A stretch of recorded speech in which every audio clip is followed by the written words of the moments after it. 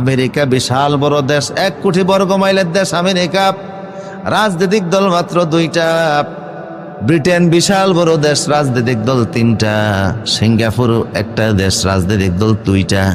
মালয়েশিয়াতে রাজনৈতিক দল 4টা। আর বাংলাদেশ 56,000 বর্গ মাইলের দেশ, এই দেশে রাজনৈতিক দল 147টা। আমাকে হুজুরগের মধ্যে 35টার উপরে। কথা কন না আছে না নাই? আমার ভাইরা, এই যে আমার হাতটা দেখতে পাচ্ছেন, আমার হাতে আঙ্গুল কয়টা?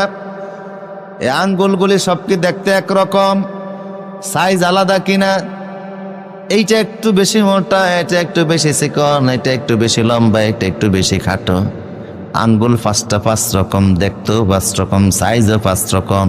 কিন্তু আমি যখন কোনো আঙ্গুল দ্বারা কোনো জিনিসকে ধরতে যাই, একই সাথে একই সময়ে এট এ টাইমে 5 আঙ্গুল সহযোগিতা করে কি করে না? এইটা যখন ধরে, এটা মানে আধা ঘন্টা পরে যায়, একটু রেস্ট নিয়ে আসি, ঘুমিয়ে আসি, শরীর খারাপ, মন খারাপ, সময় খারাপ, তোর কাজ তুই কর, আমি পরে আসতে আসি, ফেতনা ফাসাদের মধ্যে আমি নাই, এরকম বলে কিছু? এট এ টাইমে সহযোগিতা করে।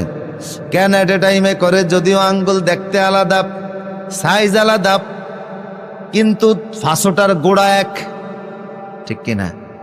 গোড়া এক হওয়ার কারণে 5 আঙ্গুল যখন কোনো জিনিসকে ধরে, শক্ত করে ধরে, কেউ ছাড়ে না।